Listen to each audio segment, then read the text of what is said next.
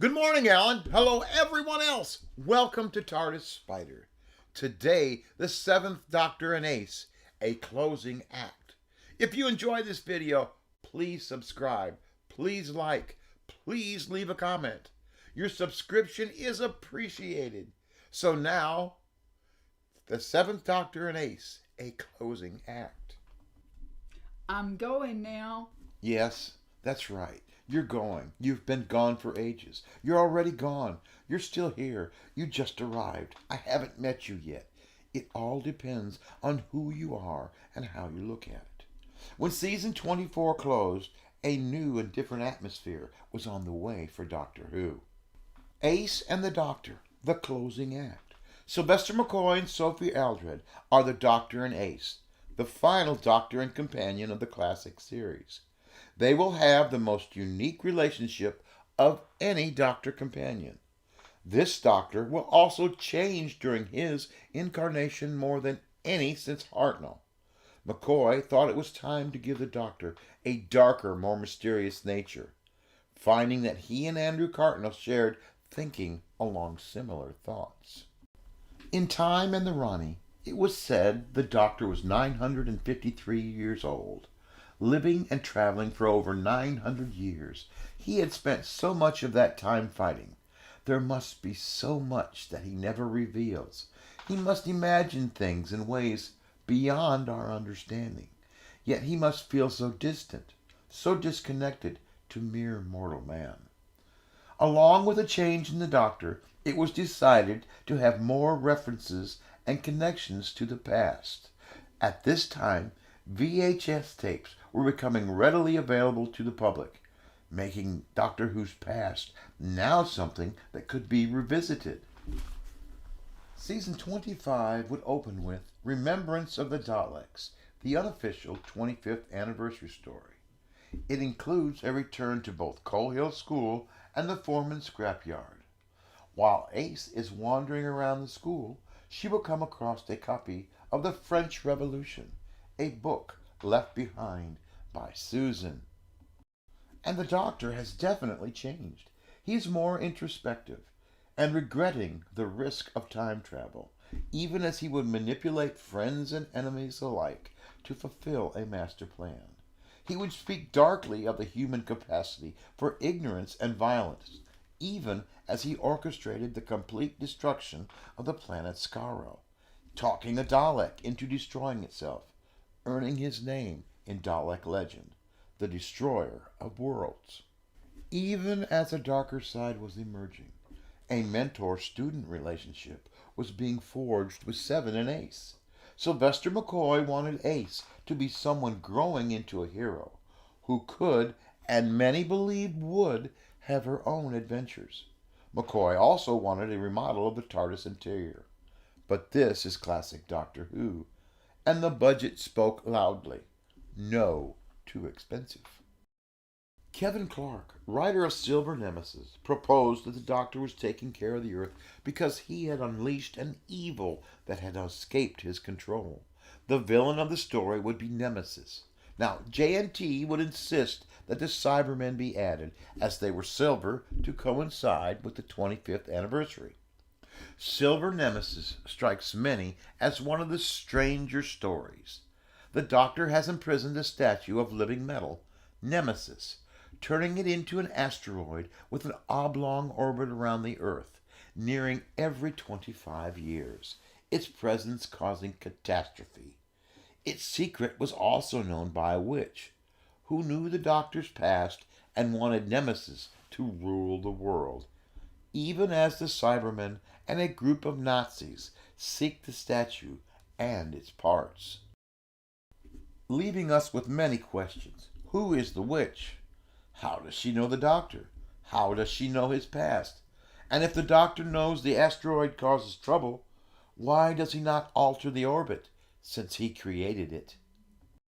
Silver Nemesis came just 2 weeks after Remembrance of the Daleks, and to many it felt recycled. Both had monsters teaming up with Nazis of some sort. Both stories had groups searching for a great object of power that the Doctor had supposedly hidden, and with the Doctor turning the weapon over to his enemies for the tables to turn and the weapon destroying them. Ace is getting a strong fan base of her own, with viewers intrigued by this new version of her and the Doctor. Kevin Clark's pitch asking the question, Doctor Who, was the seed in what was to become known to the fans as the Cartmel plan. Even as the script editor would say, it wasn't so much a plan as a mood or a direction. Cartmel's idea, the mystery of the Doctor himself. Cartmel believed that the falling ratings were a direct result of the Doctor being taken for granted. He wanted a darker hero, more powerful than believed. Now, as I wrote this, the thought of this made me wonder if the timeless child is a direct result of this thought. Listen, there were remarks in Silver Nemesis that the Doctor is more than a fugitive renegade Time Lord. There's a scene in Remembrance of the Daleks that would imply the Doctor was present during the original time travel experiments. And it was imagined that the Time Lord Society was founded by three, Rassilon, Omega, and the other, a name lost to time. Would the Doctor be this other? Someone timeless. I did not see this when I started this article. And while Remembrance and Silver Nemesis are similar tales, the two remaining stories of season 25 are also top of the line.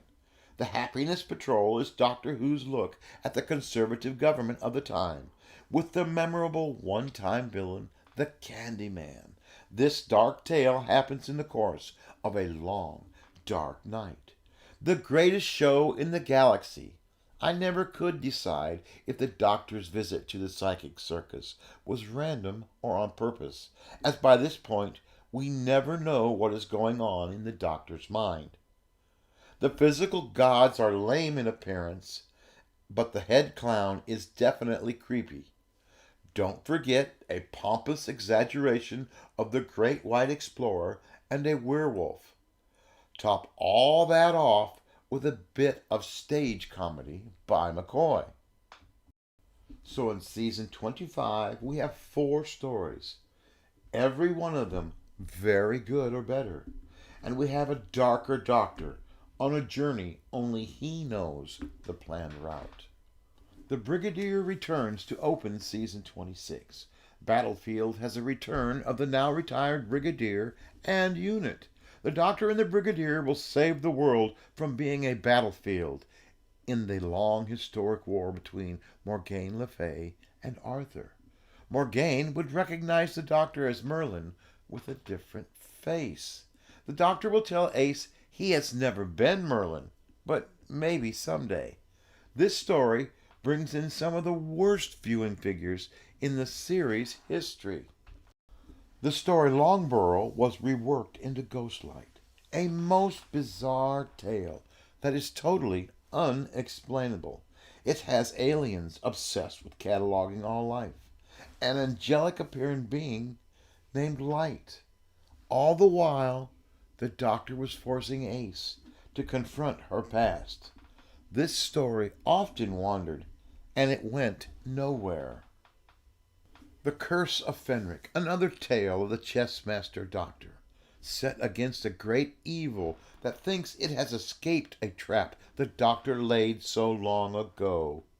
Told in World War II England at a military intelligence camp, with Russians, Hummingbirds, and Viking curses, leaving or leading us to survival. Anthony Ainley's master would return, yet this is one time you feel the Doctor is not pulling the strings from behind the curtain. People are missing. There is a very sad-looking animatronic cat that is being pursued by the Doctor. Ace will find old friends as they try to return home. This story will end in a voiceover as Ace and the Doctor walk away, leaving us with hope that there is a future. With that, classic Doctor Who ends. The final act, 8 stories. Most, if not all, are good. Even the weakest, Battlefield, gave us nostalgia aplenty on our way out the door. The series was over, but one cannot blame the on-the-air product. At this moment, Doctor Who is presenting the best of what the 1980s would give us in Doctor Who. Maybe the ratings were not there, the non-Whovians had moved on, but quality is not the reason for cancellation. I hope you enjoyed today's video. I enjoyed making it. So enjoy your journey through time and space, and please never, ever forget, a child cannot have a favorite book if they do not have one. Give a child a book today. Good night.